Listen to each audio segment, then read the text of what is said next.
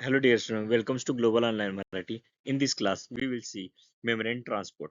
In previous classes, we study about what is cell, then what is composition of cell, and then what is cell membrane, uh, and what is their composition, what is different type of molecules involved in cell membrane, and what is their function and how they maintain cell membrane integrity and their function.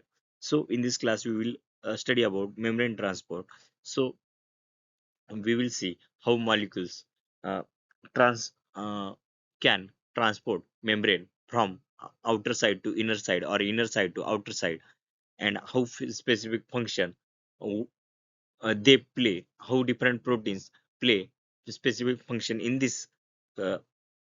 So let start the class. तर आजच्या क्लासमध्ये आपण membrane transport बघणार आहोत. मागच्या क्लासेसमध्ये आपण sale काय असते, सेलमध्ये सेल थेरी, परत सेलचं कंपोजिशन, सेल मेम्ब्रेनचं कंपोजिशन, सेल मेम्ब्रेनची इंटिग्रिटी, या सर्व गोष्टी बघितल्या. यामध्ये आपण मेम्ब्रेन ट्रान्सपोर्ट बघणार आहोत. मेम्ब्रेन ट्रान्सपोर्ट मध्ये की मॉलिक्यूल जे आहेत ते मेम्ब्रेनमध्ये मेम्ब्रेन मधून सेलमध्ये कसे एंटर करतात, त्यांचं रेग्युलेशन काय, ह्या सर्व गोष्टी बघणार आहोत. त्याच्यामध्ये पहिल्यांदा आपण सुरू करूया मेम्ब्रेन ट्रान्सपोर्ट. प्लाझ्मा प्लाझ्मा मेम्ब्रेनचा आपण अगोदर कॅरेक्टरिस्टिक्स बघूया. तर प्लाझ्मा मेम्ब्रेन जो आहे तो सिलेक्टिव्हली परमेबल आहे आणि तो काय करतो, सेल इंटेरियर आणि एक्सटर्नल इन्व्हायरमेंट यांना सेपरेट करण्याचं काम करतो. एक बॅरियर म्हणून इथं मेम्ब्रेन आपला प्लाझ्मा मेम्ब्रेन काम करतो. One of its fundamental property is permeability, which refer to its ability to regulate passage of substance into and out of the cell. तर त्याचं एक फंडामेंटल प्रॉपर्टी काय की त्याची परमेबिलिटी म्हणजे काय.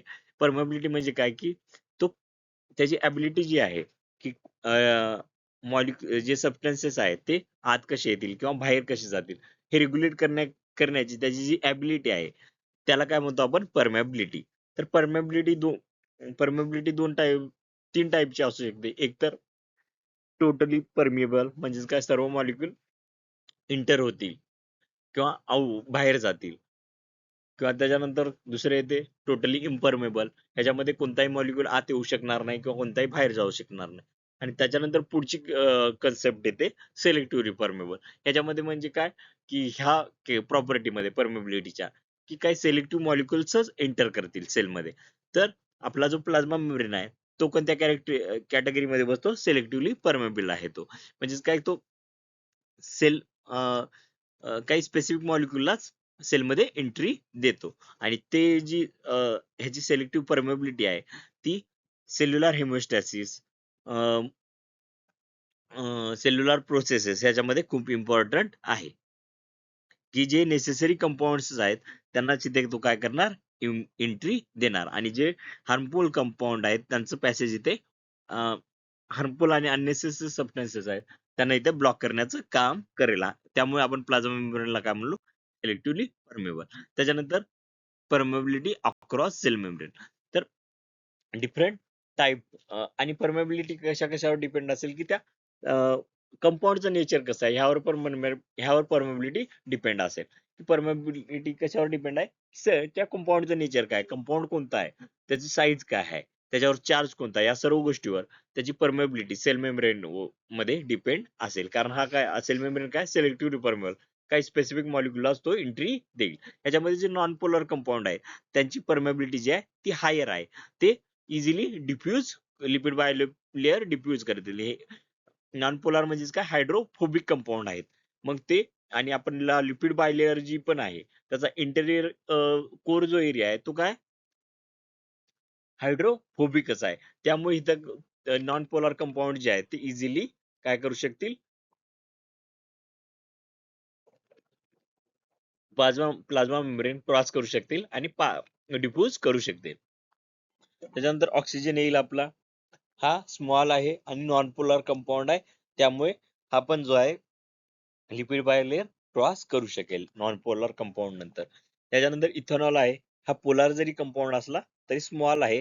त्यामुळे पण हा तेवढ्या इफिशियंटली जरी नसला तरी लेस इफिशियंटली हा प्लाझ्मा मेम्ब्रेन क्रॉस करेल. तर ही जी आहे फर्स्ट नंबरचा जो आहे हायली परमिएबल आहे. त्याच्यानंतर परमिएबिलिटी जसं जर आपण खाली जाऊ तसं तर डिक्रीज होत आहे. हे डोक्यात ठेवा तुम्ही. इथेनॉल परमिएबल आहे, मात्र नॉन पोलार कंपाऊंड किंवा ऑक्सिजन एवढा परमिएबल नाही. त्याच्यानंतर वॉटर जो पोलार आहे आणि आपलं जे सेल मेम्ब्रेन चं इंटेरियर कोर रिजन आहे तो कसा आहे, नॉन पोलार आहे, म्हणजे हायड्रोफोबिक आहे. तरी पण हा तिथून थोड्या मॉडरेट परमिएबिलिटी दाखवतो, कारण ह्याची स्मॉल साईज जी आहे ती स्मॉल आहे आणि ह्याच्यामधले पोर्स जे आहेत ते काय करतात, ट्रान्सपोर्ट रेट इन्क्रीज करण्याचं काम करतात. काही पोर्स असल्यामुळे इथे वॉटर त्या पोर्स मधून ट्रान्सपोर्ट होतो. त्याच्यानंतर अदर पोलर जे दुसरे अदर पोलर कंपाऊंड्स आहेत त्याच्यामध्ये परमिबिलिटी हायली व्हॅरिएबल आपल्याला बघायला मिळते. याच्यामध्ये स्मॉलर आणि लेस पोलर कंपाऊंड जे असतील ते इझिली पास करू शकतील, म्हणजे स्मॉलर आणि नॉन पोलर कंपाऊंड असतील ते काय इझिली ते लेस पोलर कंपाऊंड जे असतील ते स्मॉलर आणि लेस पोलर कंपाऊंड इझिली क्रॉस करू शकतील. मात्र लार्जर आणि ज्यांच्यावर चार्ज प्रेझेंट असेल ते त्यांना ट्रान्सपोर्ट करण्यासाठी ट्रान्सपोर्ट प्रोटीनची गरज असेल. त्याच्यानंतर फॅन ट्रिप्टोफॅन आयन्स आणि अदर जे चार्ज मॉलिक्युल असतील जे स्ट्रॉंगली लिपिड हायड्रोफोबिक मेम्ब्रेन कडून रिपेल केले जातील. कारण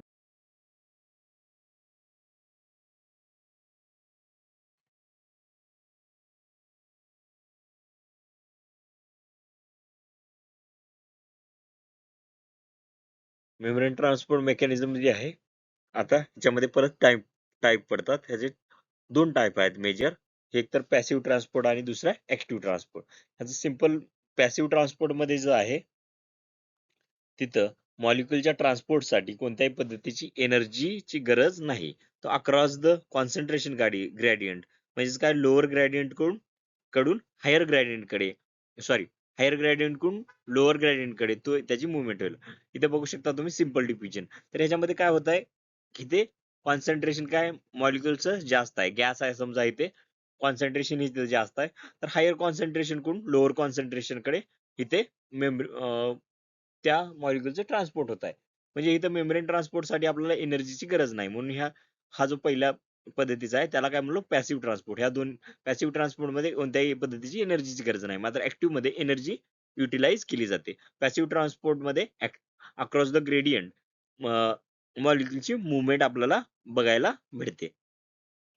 त्याच्यानंतर फॅसिलिटेड डिफ्युजन, ह्याच्यामध्ये पण अक्रॉस द ग्रेडियंट आपल्याला मुवमेंट दिसेल, higher gradient to lower concentration इथे मुवमेंट बघायला भेटेल. मात्र इथे काही स्पेसिफिक प्रोटीन असतील त्याच्या थ्रूच ही मुवमेंट होईल. त्याच्यानंतर पुढचं आहे ऍक्टिव्ह ट्रान्सपोर्ट. ह्याच्यामध्ये लोअर कॉन्सन्ट्रेशन कडून हायर कॉन्सन्ट्रेशन कडे ट्रान्सफर केलं जाईल आणि इथे एनर्जी युटिलाइज केलं जाईल. म्हणजे इथे एटीपी काय होतं, हायड्रोलाइज, एटीपीचा हायड्रोलिसिस होतंय. त्यानंतर पहिल्यांदा बघूया पॅसिव्ह ट्रान्सपोर्ट इन डेप्थ बघूया आपण. पॅसिव्ह ट्रान्सपोर्ट मध्ये काय, ही जी आहे स्पॉन्टेनियस प्रोसेस आहे, ह्याच्यामध्ये कोणत्याही पद्धतीची एनर्जी युटिलाइज करायची गरज नाही. ड्रायव्हन बाय कॉन्सन्ट्रेशन और electrochemical gradient of substance move from area of higher concentration to lower concentration. ह्याच्यामध्ये higher concentration to lower concentration इथे आपल्याला मॉलिक्युलचं ट्रान्सपोर्ट बघायला भेटत आहे. त्याच्यानंतर सिंपल डिफ्युजन, ह्याच्यामध्ये ह्याचं जे परत टाईप जे पडतात, ह्याचे जे टाईप पडत आहेत परत, त्याच्यामध्ये आपण काय काय बघू, काय काय ह्याच्यामध्ये आहे, सिंपल डिफ्युजन, ऑस्मोसिस आणि फॅसिलिटेड डिफ्युजन, हे तीन टाईप पडतात परत. तर पॅसिव्ह ट्रान्सपोर्ट मध्ये जर सिंपल डिफ्युजन बघितलं तर इथे डायरेक्टली आउटसाइड टू इनसाइड इथे डायरेक्टली काय होत आहे, मुवमेंट दिसत आहे आपल्याला. त्याच्यानंतर जी पॅसिव्ह ट्रान्सपोर्ट आहे ह्याच्यामध्ये बघू शकतो आपण, सॉरी, पहिलं ऑस्मोसिस झालं, त्याच्यानंतर फॅसिलिटेड डिफ्युजन आहे. फॅसिलिटेड डिफ्युजन मध्ये बघू शकतो इथे की काही प्रोटीन्स इन्व्हॉल्ड आहेत, ते काय करत आहेत, इथे ट्रान्सपोर्टला हेल्प करत आहेत हे प्रोटीन्स. त्याच्यानंतर ऑस्मोसिस येतो, ह्याच्यामध्ये लिपिड बायर लेअर थ्रू इथे काय होत आहे, मॉलिक्युलचं ट्रान्सपोर्ट होत आहे. इथे बघू शकता अक्वापोरिन जे आहेत त्याच्यामध्ये ऑस्मोसिस आपल्याला बघू शकतो. त्याच्यानंतर सिंपल डिफ्युजन इन डेप्थ बघूया आपण. सिंपल डिफ्युजन मध्ये इथे हायर कॉन्सन्ट्रेशन कडून जी लोअर कॉन्सन्ट्रेशन आहे तिकडे मॉलिक्युलचं काय ट्रान्सपोर्ट आपल्याला मुवमेंट बघायला भेटते. Occur until equilibrium attended reached, म्हणजे काय दोन्ही साईडला जोपर्यंत काय कॉन्सन्ट्रेशन इक्वल होणार नाही, बोथ साईडला जोपर्यंत डिस्ट्रीब्युशन मॉलिक्युलचं इक्वल होणार नाही तोपर्यंत सिंपल डिफ्युजन आपल्याला बघायला भेटते. एकदा दोन्ही साईडला जे कॉन्सन्ट्रेशन आहे ते सेम झालं की मग आपल्याला मुवमेंट कोणत्याही पद्धतीची तर बघायला भेटणार नाही. Can involve various types of molecule including gases, small polar molecules and non polar molecules. तर ह्याच्यामध्ये कोणते कोणते molecules simple diffusion through transfer करू शकतात? गॅसेस आहेत, स्मॉल पोलार मॉलिक्युल्स आहेत, त्याच्यानंतर नॉन पोलार मॉलिक्युल्स पण इथे मुवमेंट करू शकतील. Does not require energy input, is driven by random motion of particle. तर सिंपल ह्याचं एक हे आहे की आपण कधी पण बघा तुम्ही की दोन टाक्या आहेत समजा, आणि एकामध्ये पाणी जास्त आहे आणि दुसरीमध्ये कमी आहे. तर ज्या टाकीमध्ये पाणी जास्त आहे त्याच्याकडून ज्या टाकीमध्ये पाणी कमी आहे तिकडे पाणी काय होईल? ट्रान्सफर होईल. तर इथे तीच प्रोसेस होत आहे की हायर कॉन्सन्ट्रेशन कडून काय लोअर कॉन्सन्ट्रेशन कडे कडे कडे मॉलिक्युलचं ट्रान्सपोर्ट आपल्याला बघायला भेटत आहे. Direct passage of small non polar uncharged molecule like oxygen, carbon dioxide across lipid layer down their concentration. तर ह्याच्यामध्ये काय होत आहे की जे small non polar uncharged molecule आहेत जसे की ऑक्सिजन आणि कार्बन डायऑक्साइड, हे काय करतायत लिपिड बायलेअर मध्ये थ्रू काय करतायत ट्रान्सपोर्ट करत आहेत. आणि ते कसं करतायत की अक्रॉस देअर डाऊन ग्रेडियंट, म्हणजे काय की higher concentration to lower concentration. त्याच्यानंतर ऑस्मोसिस बघूया आपण की the movement of water molecule across selectively permeable membrane from area of lower solute concentration to higher solute concentration. म्हणजे काय, सॉलिड कॉन्सन्ट्रेशन जिथं जास्त असेल तिथे काय आहे, वॉटर कॉन्सन्ट्रेशन तिथं कमी आहे, आणि सॉलिड कॉन्सन्ट्रेशन जिथं कमी कमी आहे तिथं वॉटरचं कॉन्सन्ट्रेशन काय जास्त आहे. तर ह्याच्यामध्ये सॉरी, जिथे लोअर सॉलिड कॉन्सन्ट्रेशन आहे तिथे वॉटरचं कॉन्सन्ट्रेशन जास्त आहे, आणि जिथे हायर सॉलिड कॉन्सन्ट्रेशन आहे तिथे काय वॉटरचं कॉन्सन्ट्रेशन कमी आहे. तर ह्याच्यामध्ये लोअर सॉलिड कॉन्सन्ट्रेशन म्हणजे इथे वॉटरचं कॉन्सन्ट्रेशन काय जास्त आहे. मग ह्या वॉटरचं इथे जास्त कॉन्सन्ट्रेशन असल्यामुळे ते हायर सॉलिड कॉन्सन्ट्रेशन जिथे की सॉलिडचं प्रमाण जास्त आहे आणि वॉटरचं कॉन्सन्ट्रेशन कमी आहे तिकडे मुवमेंट करायला करेल. तर अक्वापोरिस थ्रू मुवमेंट आपल्याला सॉरी इथे मुवमेंट दिसेल, आणि ह्याच्यामध्ये दोन्ही साईड जोपर्यंत बॅलन्स होणार आहे तोपर्यंत हे ट्रान्सपोर्ट आपल्याला बघायला भेटेल. वॉटर साठी काय आपण ऑस्मोसिस बघितलं. त्याच्यानंतर फॅसिलिटी डिफ्युजन बघूया. फॅसिलिटी डिफ्युजन मध्ये ह्या पण ट्रान्सफर मध्ये एटीपीची कोणत्या एनर्जी युटिलायझेशनची गरज नाही. एनर्जी युटिलायझेशनची काही गरज नाही. हे जे आहे टोटली कॉन्सन्ट्रेशन ग्रेडियंटवरच डिपेंड आहे. म्हणजे higher concentration to lower concentration across the membrane इथे ट्रान्सफर होईल. मात्र इथे काही प्रोटीन इन्व्हॉल्व आहेत जे की ह्या प्रोसेसला काय करतील, फॅसिलिटेट करतील. Specificity essential for transport of larger polar molecules and ions that cannot readily cross lipid bilayer on their own, such as glucose, amino acid, and various ions, are prime examples of substances that transport in this way. तर glucose काय आहे, bulky molecule आहे, polar molecule आहे, आणि आपण काय सांगितलं होतं की non polar molecule directly diffuse होऊ शकतात. मात्र पोलार मॉलिक्युल काय डायरेक्टली डिफ्यूज होऊ शकणार नाहीत. तर ह्याच्यामध्ये जर बघितलं आपण तर इथे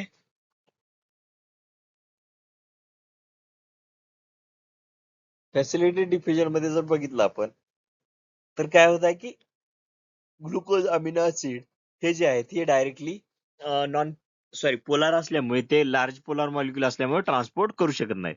त्यासाठी आपण इथे इथे काय युटिलाइज करण्यात आलं की काही इंटिग्रल मेम्ब्रेन प्रोटीन आहेत, ते काय करतात ट्रान्सपोर्ट ह्या ला मॉलिक्युलचं ट्रान्सपोर्ट इन्हान्स करण्याचं काम करतात.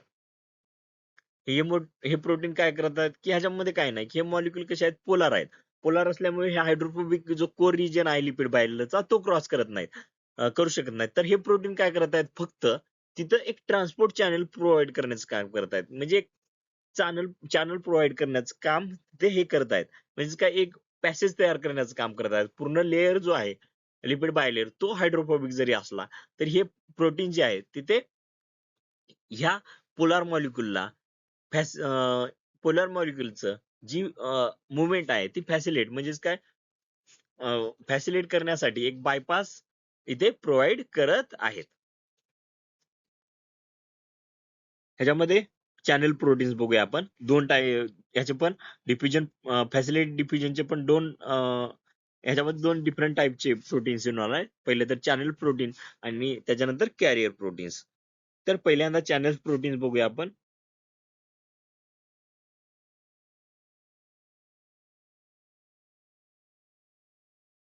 तर ह्याच्यामध्ये चॅनल प्रोटीन मध्ये ह्याच्यामध्ये हायड्रोफोबिक जो रिजन आहे त्याच्यामध्ये काय करण्यात आले, हायड्रोफिलिक पोर तयार करण्यात आले. हायड्रोफिलिक पोर तयार करण्यात आले, त्यालाच आपण इथं काय म्हणलो, चॅनल. तर मेम्ब्रेन काय असला आपला हायड्रोफोबिक आहे, मात्र आपल्याला हायड्रोफिलिक मॉलिक्यूल तिथून ट्रान्सपोर्ट करायचे आहेत, म्हणजे वॉटर लव्हिंग मॉलिक्यूल तिथून ट्रान्सपोर्ट करायचे आहेत. म्हणून इथं आपण मेम्ब्रेन मध्ये इथं काय करण्यात आलं की काही असे तिथे प्रोटीन प्रोटीननी काय असं चॅनल केलं की जे काय वॉटर फिलिक आहे, वॉटर लव्हिंग आहेत. त्यामुळे वॉटर लव्हिंग मॉलिक्यूल जसे असतील ग्लुकोज किंवा अमिनो ऍसिड, ते तिथून काय इझिली ट्रान्सपोर्ट करू शकतील. आणि ह्यांचं जे हे जे चॅनल आहेत त्यांच्यामध्ये हाय डिग्री ऑफ सिलेक्टिव्हिटी आपल्याला बघायला भेटते based on their size and charge. तर हे काय की प्रत्येक मॉलिक्यूल साठी, स्पेसिफिक मॉलिक्यूल साठी ते स्पेसिफिक आपल्याला काय बघायला भेटेल, चॅनल बघायला भेटेल. जसे example, highly ion channels highly specific for their ions, means uh, and their opening and closing can tightly regulated, making them essential for nerve signaling and cellular process. तर जे चॅनल्स आहेत हायली स्पेसिफिक चॅनल, जे ions channel आहेत ते काय प्रत्येक वेगवेगळ्या ions साठी वेगवेगळे आयन्स चॅनल आपल्याला बघायला भेटतात. जसं की सोडियम चॅनल, पोटॅशियम चॅनल आणि कॅल्शियम चॅनल. तर ह्या यांच्यावर काय चार्ज आहे. तर आणि आपण काय बघितलो, परमेबिलिटी मध्ये चार्ज मॉलिक्युल इथे ट्रान्सफर करू येणार नाहीत. मग त्यासाठी इथे आपल्याला चॅनल आयन्स, काही प्रोटीन्सने काय केलं, चॅनल आयन त्या हायड्रोफोबिक कोर रिजन मध्ये तयार केलं. मग त्या चॅनल आयन थ्रू हे sodium channel, sodium ions, sodium channel through sodium ion, potassium through potassium channel through potassium ions आणि calcium channel through calcium ions, हे काय करतील, यांचा ट्रान्सपोर्ट होईल. आणि हे जे चॅनल्स आहेत, प्रत्येक चॅनल जे आहेत प्रत्येक आयन साठी वेगवेगळं चॅनल असेल आणि ते स्पेसिफिक असतील आणि हे पूर्ण टाइटली रेग्युलेटेड असेल. आणि हे टाइटली रेग्युलेशन यांचं नर्व सिग्नलिंग आणि सेल्युलर प्रोसेस मध्ये एक की रोल प्ले करते. त्यानंतर अक्वापोरिन्स जे आहे ते स्पेसिफिकली वॉटर मॉलिक्युल्स च्या ट्रान्सपोर्ट साठी इथे इव्हॉल्व्ह झालेले आहेत. जे इथे काय, जो हायड्रोफोबिक कोर रिजन आहे लिपिड बाय फॉस्फोलिप सेल मेम्ब्रेनचा, त्याच्यामध्ये जे अक्वापोरिन्स आहेत ते काय असे असे प्रोटीन्स आहेत जे काही वॉटर लव्हिंग आहेत. त्यामुळे तिथून वॉटर काय इझिली पास होऊ शकेल. Mechanism, solute that are right size charge move freely through open channels down their concentration gradient. तर याच्यामध्ये काय की जर सोडियम, आता एक एक्झाम्पल घेऊन समजा, सोडियम चॅनल साठी, सोडियम आयन साठी जर तो चॅनल असेल, म्हणजे सोडियम चॅनल असेल, तर तिथून काय सोडियम चॅनलच मूव्ह करेल, तिथून कॅल्शियम आयन्स काय मूव्ह करू शकणार नाहीत. कारण हे जे चॅनल्स आहेत ते त्यांची स्पेसिफिसिटी काय, हे कंटिन्युअसली ओपन आहेत, तरी पण खूप स्पेसिफिक आहेत. म्हणजे त्या पर्टिक्युलर मॉलिक्युलची अक्रॉस द ग्रेडियंट, म्हणजेच काय डाऊन द ग्रेडियंट, म्हणजेच काय higher concentration to lower concentration movement होत येतील. त्यानंतर कॅरियर प्रोटीन आपण बघू शकतो. याच्यामध्ये do not form continuous pore, instead of they have specific binding sites for the molecule they transport. तर ह्याच्यामध्ये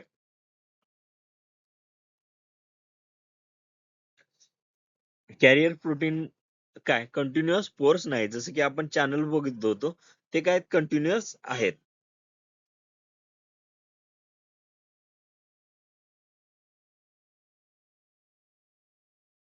चॅनल काय आहेत कंटिन्युअस आहेत, मात्र कॅरियर प्रोटीन जे आहेत कंटिन्युअस नाहीत. मग ह्याच्यामध्ये काय मेकॅनिझम आहे की स्पेसिफिक बाइंडिंग साईटला जर तो मॉलिक्यूल अटॅच झाला तर तिथे कन्फर्मेशनल चेंजेस त्या रिसेप्टर मध्ये, आणि तिथे परत आपल्याला काय बघायला भेटेल, ट्रान्सपोर्ट बघायला भेटेल. ह्याचं एक्झाम्पल आहे ग्लुकोज ट्रान्सपोर्ट, ज्यालाच की आणि ह्याचे परत डिफरंट टाईप येतात, त्यालाच काय आपण ग्लूट फॅमिली म्हणतो. म्हणजे डिफरंट जे ऑर्गन्स असतील, डिफरंट जे सेल्स असतील त्यांच्यावर वेगवेगळे आपल्याला ग्लूट ट्रान्सपोर्टर बघायला भेटतात. आणि ह्याचा रोल काय की ग्लुकोज इनटेक मध्ये ह्या इम्पॉर्टंट रोल प्ले करतो.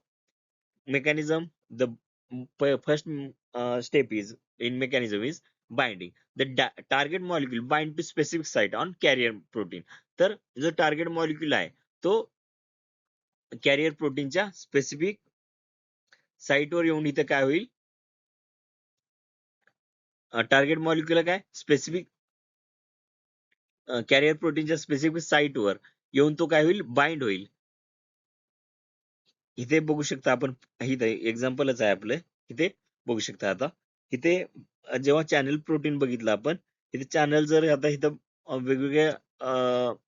वेगवेगळे मॉलिक्यूल आहेत, मात्र ह्या स्पेसिफिक कन्फर्मेशनचा स्पेसिफिक चार्ज आणि साईजचा मॉलिक्यूलच इथून काय होत आहे, ट्रान्सपोर्ट होत आहे. आणि प्रोटीन चॅनल काय आहेत, ऑलवेज ओपन आहेत.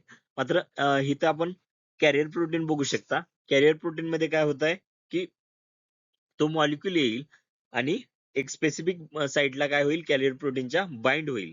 बाइंड झाल्यानंतर ह्या जे कॅरियर प्रोटीन मध्ये आहेत ते कन्फर्मेशन चेंजेस येतील. म्हणजेच काय, इथे बघू शकता ह्या प्रोटीन आला, इथे बाइंड झाला. बाइंड झाल्यानंतर ही ही जी लोअर साइड होती ती ओपन झाली.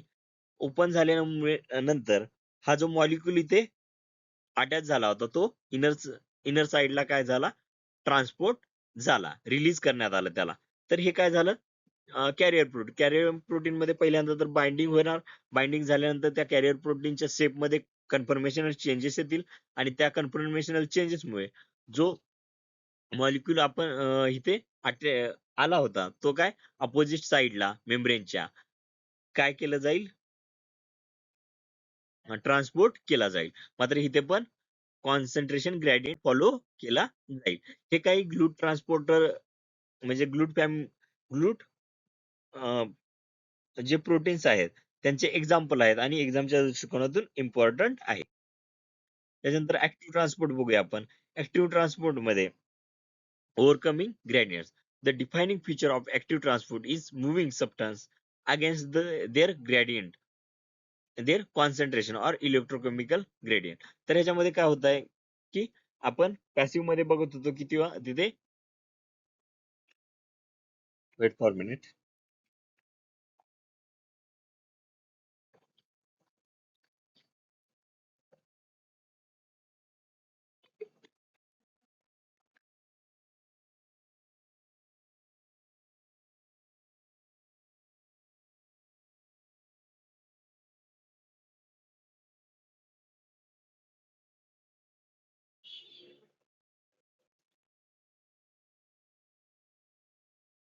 ओव्हरकमिंग ग्रेडियंट. तर इथे आपण पॅसिव्ह मध्ये बघत होतो, तिथे तर कोणत्याही पद्धतीची एनर्जी युटिलाइज केलं नाही. फक्त काय होत होतं की अक्रॉस द ग्रेडियंट म्हणजेच काय, higher concentration to lower concentration transport होत होतं. ऍक्टिव्ह ट्रान्सपोर्ट मध्ये त्याच्या उलट आहे. इथे काय इथे अगेन्स्ट द कॉन्सन्ट्रेशन ग्रेडियंट म्हणजे काय, lower concentration to higher concentration इथे ट्रान्सपोर्ट होईल. तिथं काय हायर कॉन्सन्ट्रेशन टू लोअर होत होतं, इथं लोअर टू हायर होईल, आणि इथे एटीपीचं हायड्रोलिसिस होईल. त्याच्यानंतर carrier proteins active transport mechanism almost always involve specific transmembrane carrier protein that undergoes conformational changes during transport process. तर ऍक्टिव्ह ट्रान्सपोर्ट मध्ये नेहमी स्पेशलाइज्ड ट्रान्समेम्ब्रेन कॅरियर प्रोटीन आहेत, जे की कन्फर्मेशनल चेंजेस शो करतील आणि ट्रान्सपोर्ट प्रोसेस करण्याचं काम करतील. तर जे कॅरियर प्रोटीन आहेत ते इथे यांनी काय केलेलं आहे, पूर्णपणे मेम्ब्रेन काय केलेला आहे, क्रॉस केलेला आहे, म्हणून त्यांना काय म्हणलं आपण, ट्रान्समेम्ब्रेन कॅरियर प्रोटीन. तर ह्याच्यामध्ये पहिल्या दोन टाईप पडतात, प्रायमरी ऍक्टिव्ह आणि सेकंडरी ऍक्टिव्ह. तर प्रायमरी ऍक्टिव्ह पहिल्या आता बघूया. इथे डायरेक्टली एटीपी युटिलाइज केला जाईल. This pump use energy from ATP hydrolysis to directly transport molecule against concentrate their gradient. तर इथे काय लोअर टू हायर ग्रेडियंट मॉलिक्यूलचं ट्रान्सपोर्ट करण्यासाठी डायरेक्टली इथे एनर्जी काय करण्यात आलेली आहे, युटिलाइज केली गेली आहे. म्हणजेच काय इथे डायरेक्टली एनर्जी इथे काय करण्यात आलेली आहे, युटिलाइज केलेली आहे अगेन्स्ट द ग्रेडियंट सबस्टन्सी मुवमेंटसाठी. म्हणजेच काय इथे एटीपी हायड्रोलायसिस होतो आणि मॉलिक्यूल ट्रान्सफर होतो सिम्पली. मेकॅनिझम ह्याच्यामध्ये काय इन्व्हॉल्व स्पेसिफिलाइज्ड ट्रान्समेम्ब्रेन प्रोटीन्स, त्याला काय म्हणलो आपण पंप्स. तर प्रायमरी ऍक्टिव्ह ट्रान्सपोर्ट मध्ये काही स्पेशलाइज ट्रान्समेम्ब्रेन प्रोटीन आहेत, त्यांना काय म्हणलो आपण पंप्स. आणि ह्या pump bind to molecule to be transported. आणि ह्या पंपवर काय मॉलिक्यूल येतील आणि बाइंड होतील. त्याच्यानंतर त्या बाइंडिंगमुळे एटीपीचं हायड्रोलिसिस एडीपी मध्ये होईल आणि एनर्जी जनरेट होईल. आणि कन्फर्मेशनल चेंज येईल ह्या हायड्रोलिसिस मुळे. हा जो पंप होता त्याच्यामध्ये काय झालं, कन्फर्मेशनल चेंजेस आलं. त्यामुळे हा जो लोअर कॉन्सन्ट्रेशन आउटर साइडचा मॉलिक्यूल आहे, ज्या अपोजिट साइडचा मॉलिक्यूल आहे, तो against the concentration gradient move झाला. तर सिंपली काय प्रायमरी ऍक्टिव्ह ट्रान्सपोर्ट मध्ये पहिल्यांदा तर हे जे आहेत स्पेशलाइज्ड इथं पंप आहेत, जे की पूर्ण ट्रान्समेम्ब्रेन पंप आहेत. तर ह्याच्यामध्ये काय झालं की हा मॉलिक्यूल येऊन ह्या साईडला लोअर कॉन्सन्ट्रेशन आहे आणि इथे हायर कॉन्सन्ट्रेशन आहे, तरी पण आपल्याला इथे काय करायचं आहे, ह्या मॉलिक्यूलचे मुवमेंट करायचे आहे समजा. तर आपल्या प्राइम पॅसिव्ह ट्रान्सपोर्ट मध्ये असं होत होतं का, नाही होऊ शकत. तर इथे काय करण्यात आलं की हे जो आउटर साइडचा लोअर कॉन्सन्ट्रेशन जरी असलं, इथे जे पंपला हा मॉलिक्यूल येऊन अटॅच जर झाला, तर इथे काय होईल, या पंप मध्ये एटीपी एटीपी हायड्रोलिसिस ट्रिगर होईल. आणि एटीपी हायड्रोलिसिस होईल इथे. एटीपी हायड्रोलिसिस झाल्यानंतर ह्या पंप मध्ये काय कन्फर्मेशनल चेंजेस येतील. या कन्फर्मेशनल चेंजेसमुळे हा lower concentration to higher concentration molecule काय होईल, मूव्ह होईल. त्याच्यामध्ये primary active transport directly consume energy to power the uphill transport of molecule. तर ह्याच्यामध्ये सिंपली की आपण जो समजा की अपील अपील आणि डाऊन हिल. तर पॅसिव्ह मध्ये कोणतं काय कन्सेप्ट बघत होतो, डाऊन हिल. तर आणि इथं अपील. तर आपण समजा की एक टेकडीवर आहोत आणि तिथून तुमचं व्हेइकल जे आहे तो अ, अ, आपण जर स्विच ऑफ जरी केला, म्हणजे काय गाडी बंद जरी केली हायर टेकडीवरून, तरी पण ती गाडी खालीपर्यंत विदाउट एनर्जी काय होईल, ट्रान्सपोर्ट होईल. मात्र तेच समजा की आपण टेकडीत चढत आहोत, तर तिथं जास्त एनर्जीची गरज लागेल. तर सेम कन्सेप्ट इथं आहे की अपील म्हणजे काय की इथे अगेन्स्ट द कॉन्सन्ट्रेशन ग्रेडियंट म्हणजे लोअर टू हायर, आणि तिथं डाऊन हिल म्हणजे काय हायर टू लोअर. तर इथे अपहिल ट्रान्सपोर्ट मॉलिक्यूलचं होईल. त्याच्यामध्ये परत प्रायमरी ऍक्टिव्ह ट्रान्सपोर्टचे एक्झाम्पल आहेत.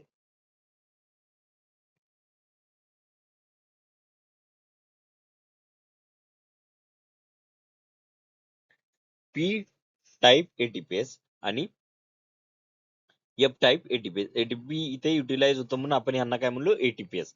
तर पी टाईप एटीपीज आहे, ह्याच्यामध्ये पंप जो आहे तो डायरेक्टली फॉस्फोरायलेशन अंडर जात आहे, त्यामुळे आपण ह्यांना काय म्हणलो, पी टाईप एटीपीएस.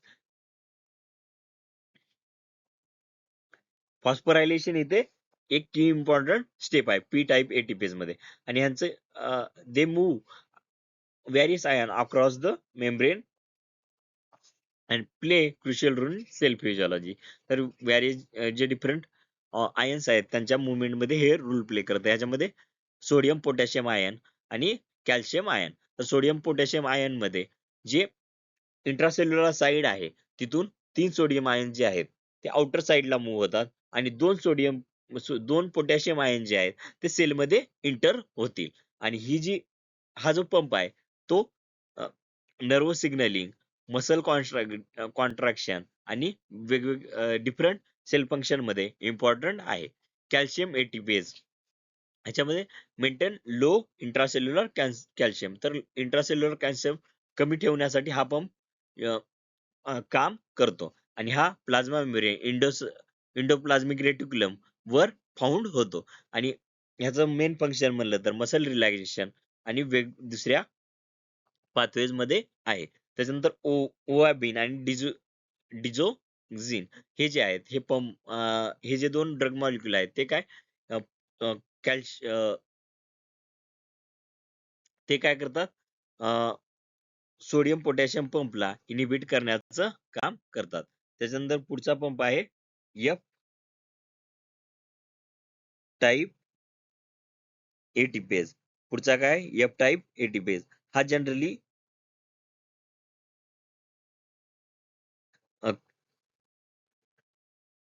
हा जो आहे तो आपल्याला मायटोकॉन्ड्रिया वर आपल्याला बघायला भेटतो. एफ एटीपेज जो आहे त्याला F0 F1 एटीपेज सिंथेज पण एटीपी सिंथेज पण म्हणलं जाते. आणि ह्याच्यामध्ये हा ऑक्सिडेटिव्ह फॉस्फोरायलेशन जे मायटोकॉन्ड्रिया मध्ये होते आणि क्लोरोप्लास्ट मध्ये जो फॉस्फोरायलेशन होते यामध्ये की की रोल प्ले करून ह्यामध्ये रोल प्ले करून एनर्जी प्रोडक्शनचं काम करतो. ह्याच्यामध्ये जे प्रोटीन ग्रेडियंट आहे ते एटीपी सिंथेसिस साठी युटिलाइज केलं जाते. ह्याच्यामध्ये F1 पार्टिकल असतात ज्यालाच की रॅकर्स पार्टिकल पण म्हणलं जाते. आणि F0 पार्टिकल्स पण असतात जे की थायलोकॉइड मेम्ब्रेन मध्ये आणि F0 डोमेन जे आहेत एफ टाईप पंप मधले ते इनर मायटोकॉन्ड्रियल मेम्ब्रेन थायलोकॉइड मेम्ब्रेन आणि बॅक्टेरियल प्लाझ्मा मेम्ब्रेन मध्ये आपल्याला बघायला भेटतात. जे की proton transport across the membrane करून प्रोटॉनचा ट्रान्सपोर्ट अक्रॉस द मेम्ब्रेन करून एटीपी सिंथेसिसची प्रोसेस फॅसिलिटेट करण्याचं काम करतात. त्याच्यानंतर एबीसी ट्रान्सपोर्टर्स आहेत. एबीसी ट्रान्सपोर्ट जे आहेत आणि ह्याच्यामध्ये ओलिगोमायसिन आणि डीसी ओलिगोमायसिन जो आहे तो एटीपी सिंथेसला डिस्टर्ब करण्याचं काम करतो. त्यानंतर पुढचा आहे पंप एटीपी एबीसी ट्रान्सपोर्टर. यालाच एटीपी बाइंडिंग कॅस्केड ट्रान्सपोर्टर पण म्हणले जाते. ही जी आहे ही पंपची एक फॅमिली आहे. लार्ज आणि डायव्हर्स फॅमिली आहे जी की डिफरंट सबस्टन्सेस ज्याच्यामध्ये आयन्स स्मॉल मॉलिक्युल्स आणि लिपिड ट्रान्सपोर्ट मध्ये काम करते. आणि ह्याच्यामध्ये पण एटीपीचं काय एटीपी एटीपीचं बाइंडिंग आणि हायड्रोलिसिस ट्रान्सपोर्ट साठी केलं जाते. त्याचे एक्झाम्पल आहेत MDR multi drug resistance family which pump out toxins out of cells contributing drug resistance. तर याच्यामध्ये काय एमडीआर जे आहेत जे काय करतात की सेलमध्ये टॉक्सिन्स काय करतात outside the cell pump out करतात आणि हे ड्रग रेजिस्टन्स मध्ये रोल प्ले करतात. त्यानंतर टी आर आहेत त्याला की cystic fibrosis transmembrane conductance regulator म्हणलं जाते. This is chloride channel function as ABC transport it dysfunction causes cystic fibrosis. तर CFTR जो आहे तो क्लोराइड चॅनल आहे आणि तो काय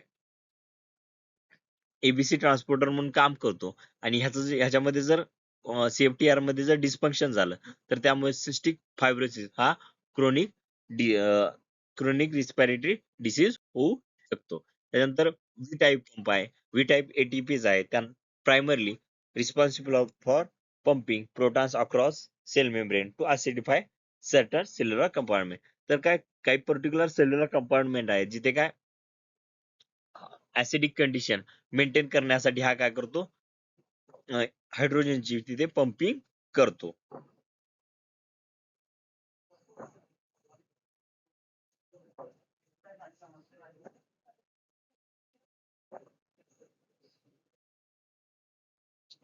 फाउंड इन लायसोझोम. तर ह्याचा कशामध्ये फाउंड होतो lysosome vacuoles vacuoles of plants fungal cells and specific transport vesicle. तर जे ट्रान्सपोर्ट वेसिकल आहे स्पेसिफिक त्याच्यावर हा फाउंड होतो. परत लायसोझोम आहे तिथे जे त्याचं जे लायसोझोम आहे तिथे ऍसिडिक कंडिशन मेंटेन ठेवणं गरजेचं आहे.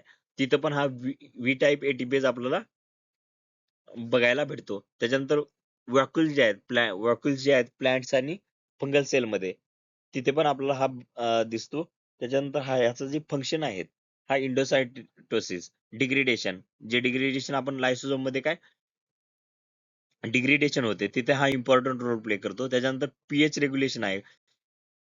विदिन कंपार्टमेंट पीएच रेग्युलेशन साठी हा इम्पॉर्टंट रोल प्ले करतो. त्याच्यानंतर सेकंडरी ऍक्टिव्ह ट्रान्सपोर्ट आपण बघायचा आहे. ह्याच्यामध्ये wait for minute.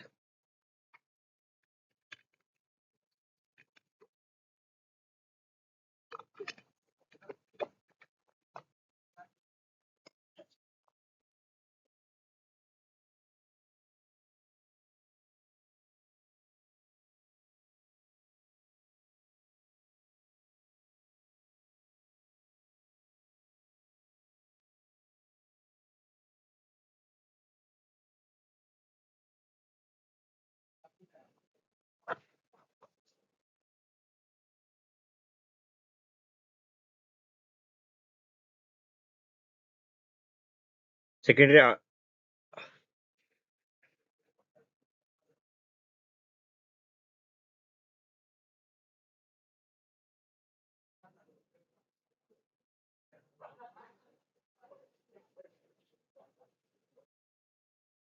secondary active transport relies on electrochemical gradient established by primary active transport. तर ह्याची जी ट्रान्सपोर्ट मेकॅनिझम आहे ही कम्प्लिटली कोणावर रिलाय आहे? जे प्रायमरी ऍक्टिव्ह ट्रान्सपोर्ट आहे त्याच्यावर रिलाय आहे. सेकंडरी ऍक्टिव्ह ट्रान्सपोर्टची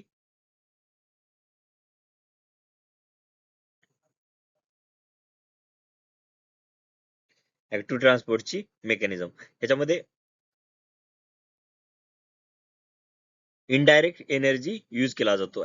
डायरेक्टली एटीपीचं हायड्रोलिसिस इथे नाही केलं जात. तर ह्याच्यामध्ये काय केलं जाते की इनडायरेक्टली म्हणजे की जे प्रायमरी ऍक्टिव्ह ट्रान्सपोर्ट आहे त्याच्या ग्रेडियंट सोबत त्याच्यावर हे पूर्णपणे डिपेंड आहे. म्हणजेच काय एक जे आता ह्याची मेकॅनिझम समजून घेऊया त्यामध्ये तुम्हाला क्लिअरली समजेल. Energy indirectly supplied from existing gradient to move another substance. तर एक्झिस्टिंग ग्रेडियंट जे आहे ग्रेडियंट जे आहे त्याच्यामध्येच काय त्या तोच एक्झिस्टिंग ग्रेडियंटच इथे काय इनडायरेक्टली युटिलाइज केला जाईल ट्रान्सपोर्ट साठी. त्याची मेकॅनिझम जी असेल त्याच्यामध्ये simply the transport of one molecule. तर ह्याच्यामध्ये काय होत आहे की दुसरा जो मॉलिक्यूल आहे त्याच्या ट्रान्सपोर्ट होत आहे. आता समजा की सेकंडरी ऍक्टिव्ह ट्रान्सपोर्ट मध्ये की ह्याच्यामध्ये डायरेक्टली एनर्जी युटिलाइज केली जात नाही. ह्याच्यामध्ये काय की एक मॉलिक्यूल आहे समजा तो काय करताय डाऊन इट्स ग्रेडियंट म्हणजेच काय higher lower concentration to higher concentration transport होत आहे. म्हणजेच काय याने समजा की सोडियम काय होत आहे lower concentration to higher concentration transport होत आहे. तर त्या सोडियम सोबत दुसरा मॉलिक्यूल ट्रान्सपोर्ट होत आहे. तर त्या दुसऱ्या मॉलिक्यूलचं जे ट्रान्सपोर्ट होत आहे आता इथं एनर्जी कोणासाठी युटिलाइज करण्यात आले एटीपीचं हायड्रोलिसिस कोणासाठी झालेलं आहे सोडियमसाठी. मात्र दुसरा मॉलिक्यूल आहे जो की त्या सोडियम सोबत ट्रान्सपोर्ट होत आहे. तर आपण इथे इथे काय झालं की एक एटीपी कोणासाठी युटिलाइज झाली सोडियमसाठी.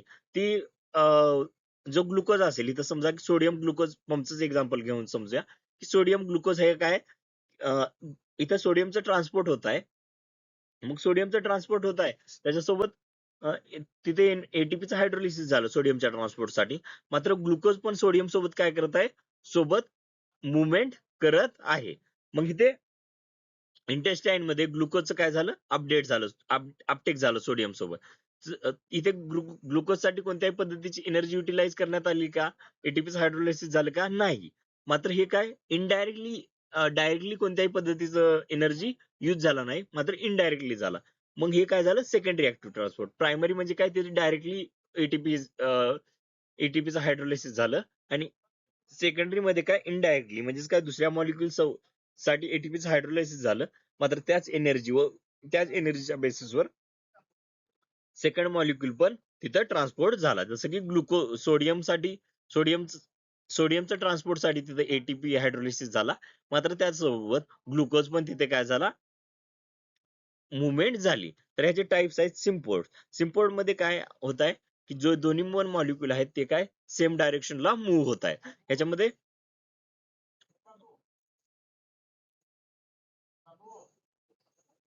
ह्याच्यामध्ये बघू शकतो आपण दोन्ही जे सॉल्व्हेंट आहेत अपहिल मुवमेंट करतायत. अपहिल मुवमेंट म्हणजे काय, की अगेन्स्ट द ग्रेडियंट मुवमेंट करत आहेत. तर ह्याच्यामध्ये बघू शकतो ग्लुकोज आणि सोडियम पंप जो आहे ते सोडियम ग्लुकोज सिम्पोर्टर जे आहेत त्याच्यामध्ये ग्लुकोज आणि ग्लुकोजचं काय होत आहे, अपटेक होत आहे. अँटीपोर्ट मध्ये ह्याच्यामध्ये दोन्ही जे सबस्टन्स आहेत ते अपोजिट डायरेक्शनला मूव्ह होतील. ह्याच्यामध्ये सोडियम कॅल्शियम एक्सचेंजर बघू शकतो आपण एक्झाम्पल म्हणून. त्यामध्ये इथे हे जे असेल को ट्रान्सपोर्ट इथे बघू शकतो हे सिम्पोर्ट झालं. सोडियम, पोटॅशियम आणि कॅल्शियम एकाच डायरेक्शनला ट्रान्सपोर्ट होत आहे, त्याला को ट्रान्सपोर्ट किंवा सिम्पोर्ट म्हणू शकतो आपण. त्याच्यानंतर ट्रान्सपोर्ट मध्ये कॅल्शियम आणि क्लोराईड एकाच डायरेक्शनला मूव्ह होत आहेत. इथे पण हे काय झालं, को ट्रान्सपोर्टर्स किंवा सिम्पोर्ट ट्रान्सपोर्टर. त्याच्यानंतर सोडियम आणि गॅबा किंवा डोपामिन जे असतील न्यूरोट्रान्समीटर असतील त्यांचं को ट्रान्सपोर्ट इथे बघू शकतो. त्याच्यानंतर पुढचं आहे सोडियम कॅल्शियम एक्सचेंजर.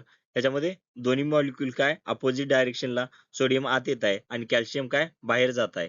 तर इथे काय झालं, अँटी पोर्टर्स झाली, म्हणजेच काय एकमेकाच्या अपोजिट डायरेक्शनला इथे मुवमेंट बघायला भेटते. तर इथे जर सोडियम साठीची एनर्जी इथे काय झाली, सोडियम साठीच एटीपी हायड्रोलायसिस झाला. मात्र त्याच्यासोबत कॅल्शियम ची पण काय इथे मुवमेंट बघायला भेटते आपल्याला. तर इथे कॅल्शियमची मुवमेंट जी आहे ती डायरेक्टली एनर्जी युटिलाइज होत नाही, तर इनडायरेक्ट एनर्जी युटिलाइज होते. मग त्यामुळे तिथं काय म्हणलो आपण सेकंडरी, हे कशाचं एक्झाम्पल आहे, सेकंडरी ऍक्टिव्ह ट्रान्सपोर्ट. थँक्यू. आजच्या लेक्चर मध्ये आपण इथंच थांबूया. नेक्स्ट लेक्चर मध्ये नवीन कन्सेप्ट साठी सोबत परत भेटूया. तर ह्याच्यामध्ये आपण जो एम एस सेट 2000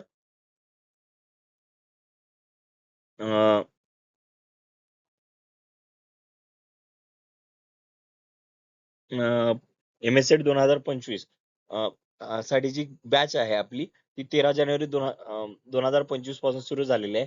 त्या बॅच मध्ये तुम्हाला संपूर्ण सिलेबसवर आधारित लाईव्ह लेक्चर, रेकॉर्डेड लेक्चर, संपूर्ण सिलेबसवर आधारित नोट्स, सरावासाठी प्रश्नपत्रिका, एमसीक्यू जे की संपूर्ण विश्लेषणासोबत असतील. त्याच्यानंतर 24x7 गायडन्स, त्याच्यानंतर लॅपटॉप आणि वेब व्ह्यू, हे सर्व गोष्टी अवेलेबल होतील. वेब व्ह्यू, लॅपटॉप आणि वेब व्ह्यू म्हणजे तुम्हाला काय लॅपटॉपवर पण ही बॅच ऍक्सेस करता येणार आणि मोबाईलवर पण ही बॅच ऍक्सेस करता येणार.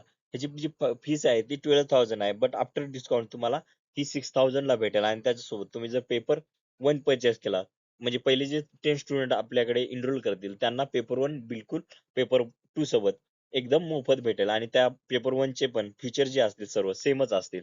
तर तुम्हाला जर रजिस्ट्रेशन करायचं असेल आमच्यासोबत डिसिप्लिन मॅनर मध्ये स्टडी करायचे असेल, हे जे कॉन्टॅक्ट डिटेल्स आहे ह्यांच्यावर तुम्ही आपली इन्फॉर्मेशन शेअर करून आजच एनरोल करू शकता. कारण पहिल्या 10 स्टुडंटना आपण काय करणार आहोत, पेपर 2 ची जर बॅच परचेस केला 6,000 मध्ये, तर त्याच्यासोबत पेपर 1 हा बिलकुल मोफत भेटणार आहे आणि त्याचे पण सर्व फीचर्स तुम्हाला सेमच भेटतील. मात्र ती ऑफर लिमिटेड सीटसाठीच आहे. तर तुम्हाला जर जॉईन करायचं असेल बॅच तर ह्या कॉन्टॅक्ट डिटेल्सवर आमच्या इन्फॉर्मेशन शेअर करून जॉईन करू शकता. Thank you very much. Let's see in next.